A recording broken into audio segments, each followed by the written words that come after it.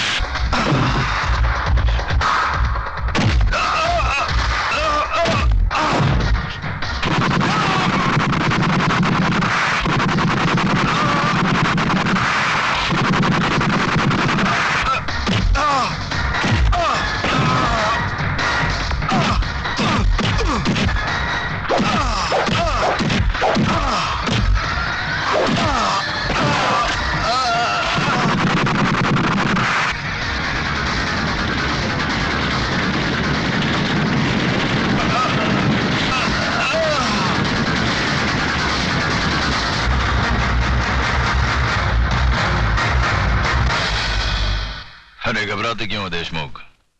अब तक तो जलकर राख बन चुका होगा। अरे तुम लोगों को अपने दोस्तों पर भरोसा ही नहीं है।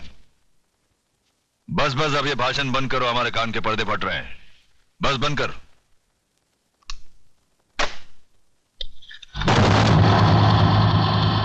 रामदीन,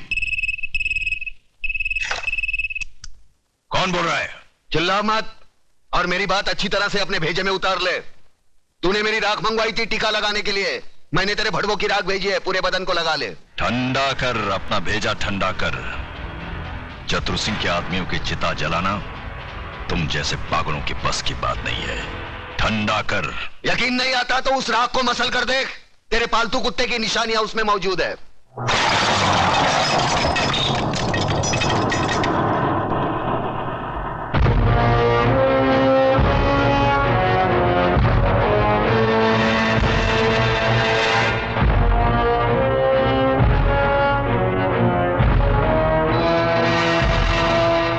हराम के, तूने जलती हुई आग में हाथ डाला है।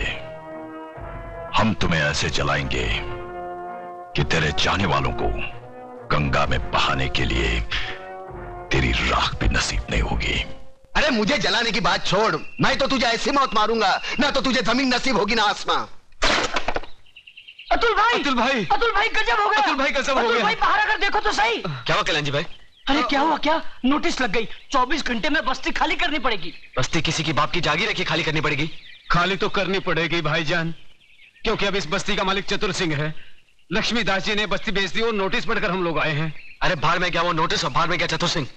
मैं भी नोटिस फाड़ के चतुर सिंह की तो। नहीं अतुल, तुम ऐसा नहीं करोगे, इससे हमारा केस बिगड़ जाएगा। उन लोगों ने अगर कानूनी तौर पर बस्ती हटाने की कोशिश की है तो हम भी कानून का सहारा लेंगे। चलो मेरे साथ। कानून हर किसी के लिए बना है, लेकिन अदालत की नजर में जो गैर कानूनी है उसके लिए एक जज की हैसियत से मैं कुछ नहीं कर सकता। यह स्टे ऑर्डर नामुमकिन है। मगर जज साहब, अगर मेरे पिताजी ने चतुर सिंह को जमीन बेची होती तो कम से कम मुझे मालूम तो होता, उसके कागजात होते मेरे पास। जज साहब, जिस तरह आपने 24 घंटे में कानूनी तौर पर हजारों लोगों को बेघर करने का नोटिस जारी कर दिया, उसी तरह उसे रोकने का भी तो कोई कानून होगा। मिस मेघा, सलाह के लिए वकील होते हैं, जज नहीं। जज का काम है सिर्फ फैसला सुनाना। जानती हूँ जज साहब, अच्छी तरह जानती हूँ कि इस बार भी आपने पैसे खाकर बड़े होशियारी से शुक्रवार की शाम को यह फैसला सुना दिया। आज सैटरडे है, कल संडे और परसों नवरात्रि की छुट्टी। लेकिन इतना याद रखना जज साहब, ये जो गरीबों की बद्दुआएं और चीखें हैं ना, ये जाया नहीं जाती। और जब ऊपर वाला अपना फैसला सुनाएगा, तुम भी बच नहीं पाओगे। चतुर सिंह, ऊपर वाले के हाथ से तू बचे ना बचे, लेकिन मेरे हाथ से तेरे को कोई नहीं बचा सकता। अगर एक बाप की औलाद है तो एक बार मेरे सामने आकर दिखा। तू भौंकता बहुत है आराम के, और भौंकने वाले कुत्ते हमें पसंद नहीं। दादा का खून हो गया। किसने किया खून? अरे छोड़ो ये सब बातें, मुझे तो चिंता यह है कि शहर का क्या होगा, हम सबका क्या होगा। बहस मत करो कमिश्नर। जो आदमी चतुर सिंह जैसे खतरनाक आदमी की चिता जला सकता है, वो तो हमको कभी भी शमशान घाट पहुंचा सकता है। मगर ऐसा हरगिज नहीं होगा सर। सुनो कमिश्नर, कल टीवी सेंटर में जनता की अदालत प्रोग्राम में हम सब लोगों का इंटरव्यू है। ऐसा बंदोबस्त होना चाहिए वहां पर कि परिंदा भी पर न मार सके, समझे?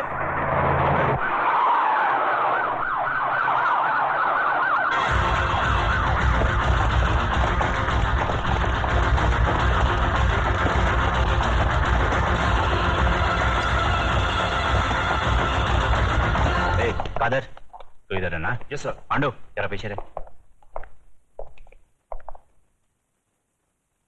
आज जनता की अदालत में, जनता के सामने, जनता के प्रतिनिधि मंत्री श्री बबन राव देशमुख, विपक्ष के नेता श्री चंद्रसेन आजाद, कानून के रक्षक इंस्पेक्टर सत्यवादी दुबे, न्यायमूर्ति श्री हुक्म अली जाबिर तथा इस शहर के सबसे बड़े बिल्डर मिस्टर योगराज अपराधी के रूप में यहाँ मौजूद हैं।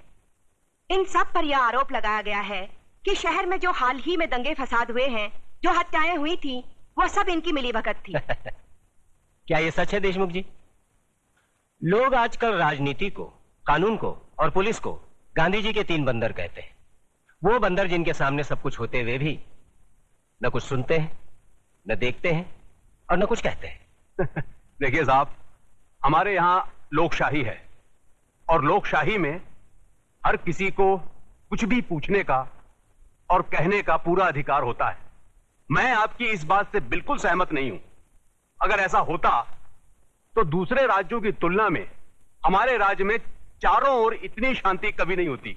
अगर चारों ओर शांति होती तो पिछले दिनों हमारे शहर में जो दंगे हुए वो क्यों होते? साहब, ये सब विदेशी ताकतों का हाथ है, क्या करें। देखिए मंत्री जी, जब भी देश में कोई विपत्ति आती है तो हर मंत्री का आप ही जैसा जवाब होता है कि इसमें विदेशी ताकत का हाथ है।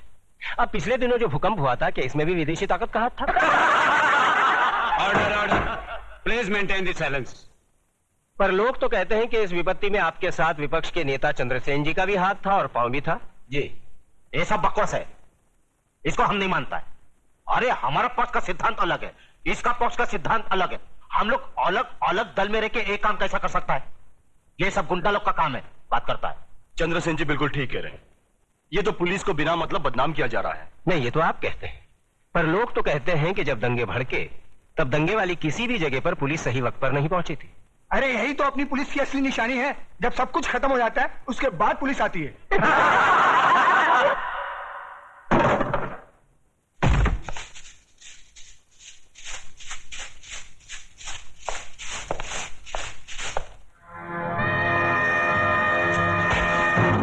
यही तो रोना है कि लोग हमें गलत समझते हैं। हमारी योजनाएं लोगों की समझ में नहीं आती। अब आप ही बताइए, झोपड़पट्टी की जगह साफ सुथरी कॉलोनी बने, टूटे फूटे गांव की जगह राहगीरों के लिए रिसोर्ट बने, इसमें देश की तरक्की नहीं है? बोलिए। पर लोग तो कहते हैं इसमें आपकी तरक्की ज्यादा होती है। सारा धन आप सब लोग मिलकर बटोर लेते हैं और डकार तक नहीं लेते।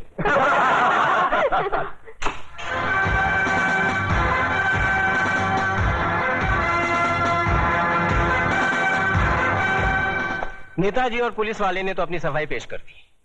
अब जज साहब, आप और योगराज जी अपनी सफाई में कुछ पेश करना चाहेंगे? ऐसे मामलों में लोग अगर कानून के रखवालों पर शक करने लगे तो फिर सफाई में कुछ कहना क्या? देखिए, हम ठहरे व्यापारी लोग, हम अपने धंधे में गुंडों का साथ नहीं लेते। गुंडों का साथ आजकल कौन नहीं लेता योगराज जी? अब तो माफिया वाले भी राजनीति में उतर आए हैं। और आजकल नेता लोग भी अपने क्रिमिनल रिकॉर्ड की बुनियाद पर ही चुने जाते हैं, क्यों देशमुख जी? आप तो नेता बनने से पहले दमन से चांदी की स्मगलिंग क्या करते थे? देखिए देखिए, ये मुझ पर झूठा बेकार का इल्जाम लगाया गया है। नहीं नहीं, आप स्मगलिंग करते थे या नहीं करते थे, बस। वैसे मैं भी इस बात को नहीं मानता, क्योंकि हर बड़े नेता को बदनाम करने के लिए लोग कुछ भी बोलते हैं, क्यों चंद्रसेन जी? एकदम सच बोलता है। आपके हर सवाल का मैं एक ही जवाब दूंगा कि अगर जनता की नजर में हम गुनहगार हैं, तो फिर जनता खामोश क्यों है? बोलिए, क्यों हमें पिछले 15 साल से इस राज्य में चुनाव जिता रही है? जज साहब, हम पर लगाए गए सारे इल्जाम बेबुनियाद हैं। हमारी सफाई में मेरा यही जवाब है। अब फैसला आपके और जनता के हाथ में है, सुनाइए। अरे असली अदालत आज तक हमारे खिलाफ फैसला नहीं सुना सकी, तो ये जनता की अदालत क्या खाक सुनाएगी? देशमुख तुम कभी कभी सच बोलता है।